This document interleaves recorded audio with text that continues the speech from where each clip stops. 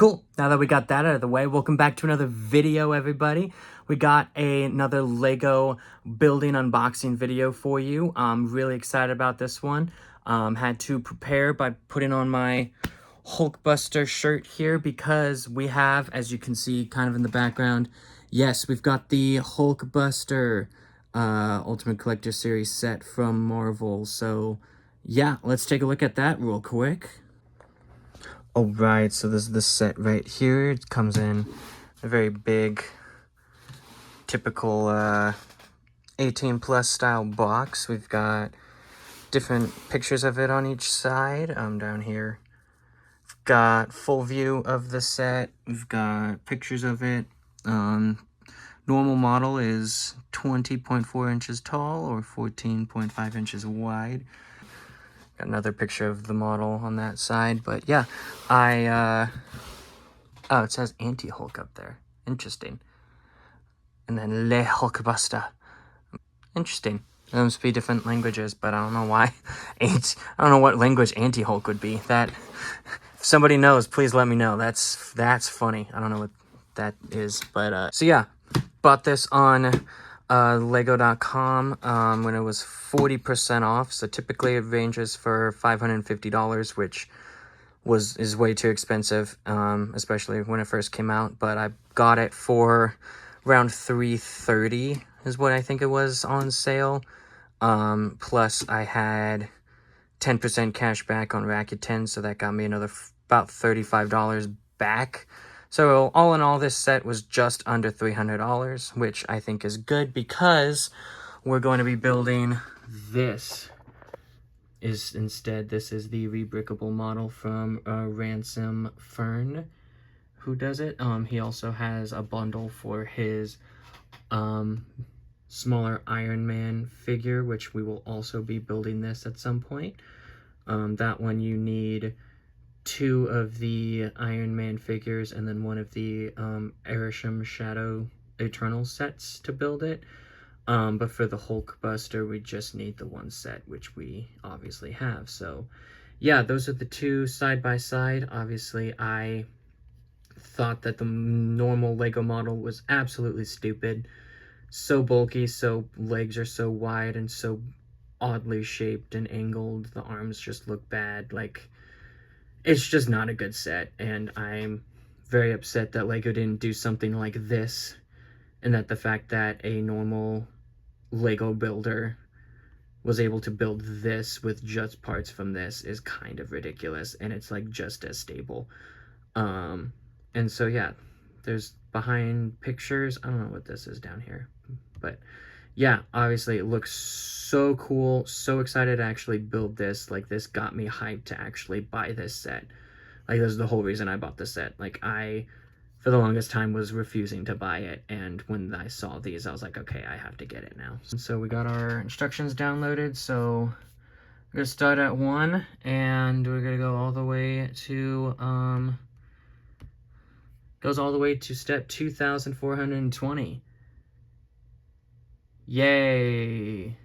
That's the only downside with this, is there's so many more steps, and they're all like, add 1 piece here, add 1 piece here, add 2 pieces here. So like each step is very, very simple, and just 1 piece, 2 pieces, 3 pieces, versus the actual Lego instructions where you're adding multiple pieces per step. So that means it's going to have way more pieces. We're also going to have to unbox or sort out all of the bags from the set because it doesn't follow the actual instructions. It follows, it uses pieces from all the bags. So yeah, to get started on this, we're going to have to sort all of the pieces out, which is, it's just going to be a process, but it's going to be so worth it because it looks so cool. It looks so cool. It's going to be worth it.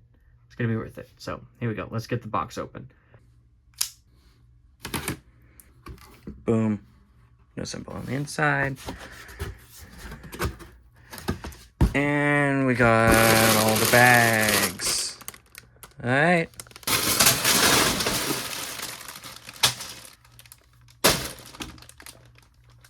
Wait.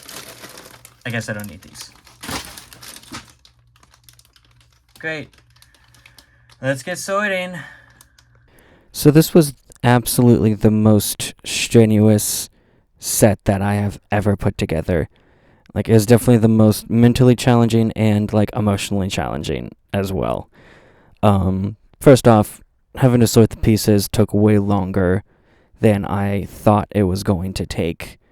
Like, I think I spent a total of, like, almost 2 to 3 hours just sorting pieces alone. Got to the point where I just forgot which bins I was putting certain pieces into, and so I was just throwing them into stuff, and then later on during the build, I was still sorting stuff as I found certain pieces and was like, oh, that needs to be in this bin, or that needs to be in this bin.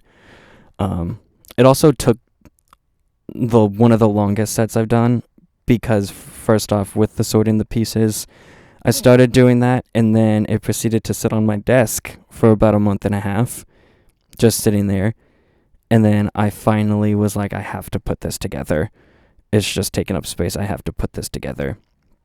And so then I spent the next probably 2.5 weeks, any free time, any free nights that I could, just sitting down and trying to put it together and trying to knock it out.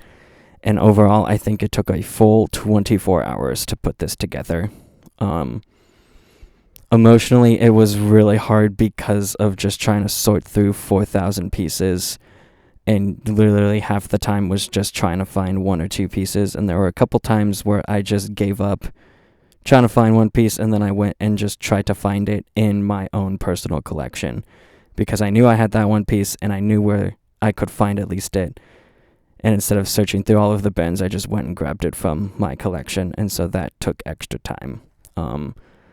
There were also a couple times where I knocked over one of my trays and pieces went all over the floor, and that was also frustrating. Trying to then have to pick all of those up mid-build was also really frustrating.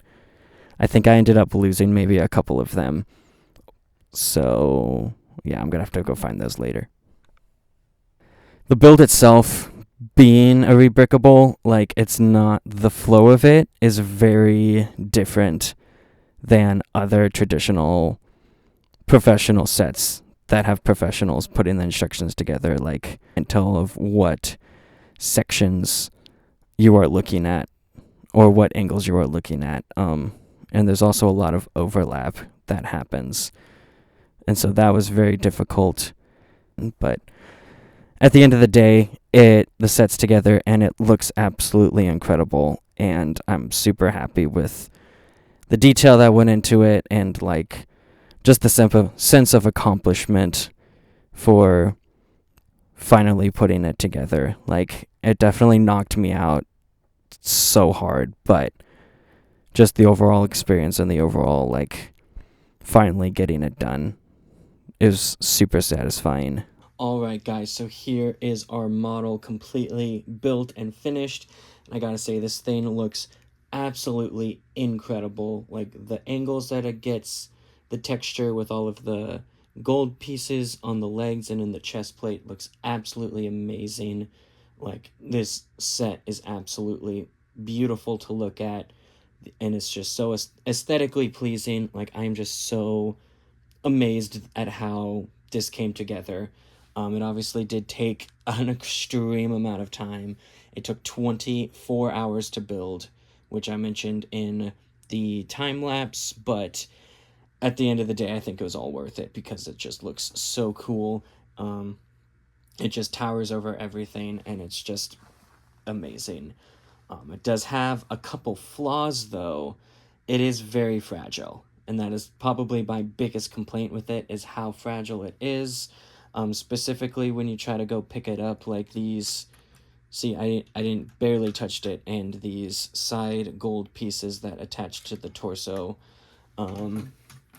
attached to the torso here underneath the arm is just so fragile. Like, I barely touched it and it just popped right off. And so that's the only complaint that I have. There are a couple other things that just tend to fall off, like these plates on the chest just easily pop off like that, exposing a lot of things, which is a little upsetting, but also a little bit more forgivable because it's a model done by a fan and not by Lego itself.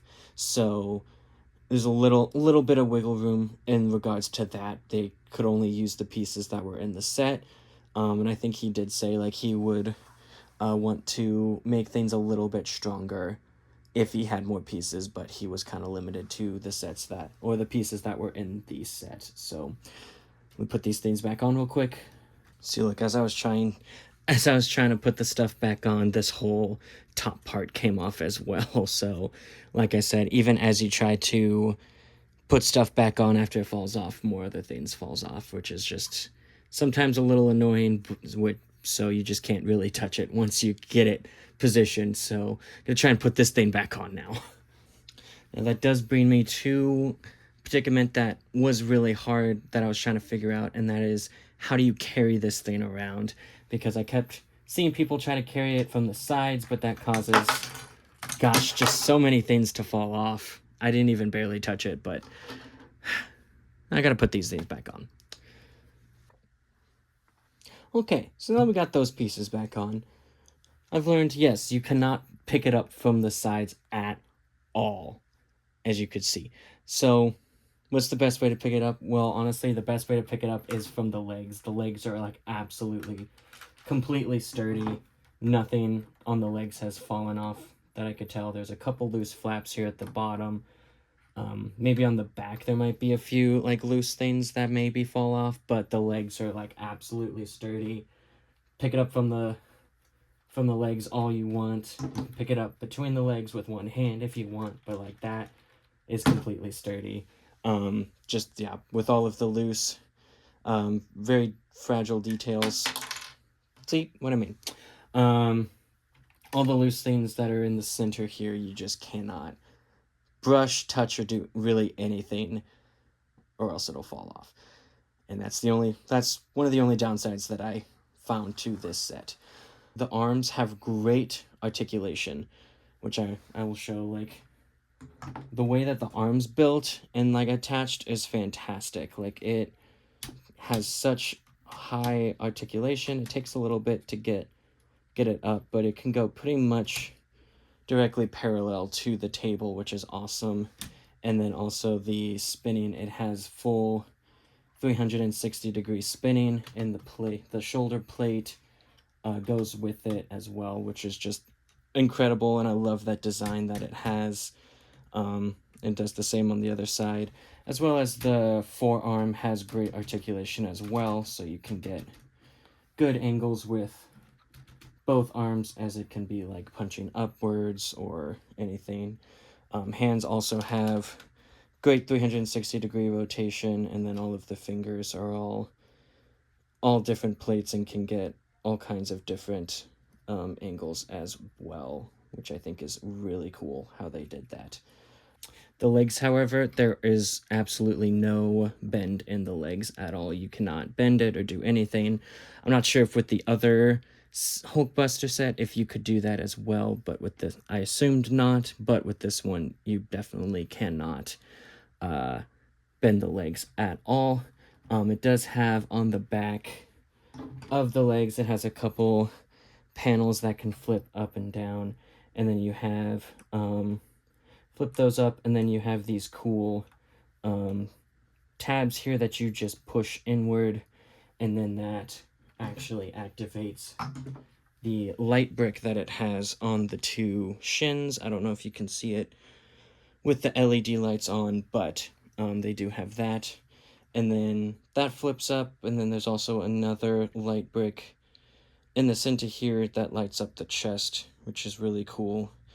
However, the button that is used to activate that light doesn't stay on like the shins do, so that one has to be held in place, or I'm sure you could find some sort of brick or something to place there that'll keep that on for you. With it in its open position, I will show you guys, you can take the other Iron Man buildable figure that is an actual Lego set. He did, like I showed in the beginning, he had the altar model with when you buy two of these and then buy one of the Airsham Shadows, you can build a bigger Iron Man, which we will do at some point. That one will, the alternate model will not fit in this, but this set will.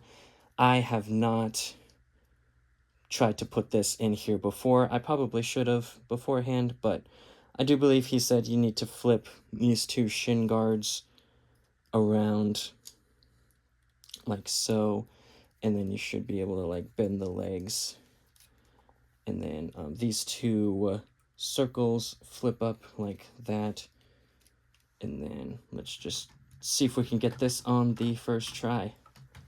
I'm sure your hands probably have to be pretty flat against the sides like so, but we're gonna see if we can get this on the first try. Answer is maybe.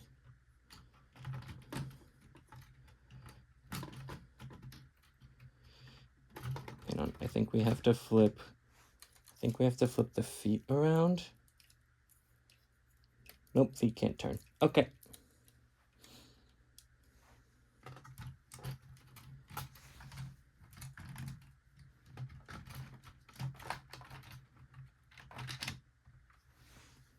There we are. That fits in really nice, actually. And then the lid.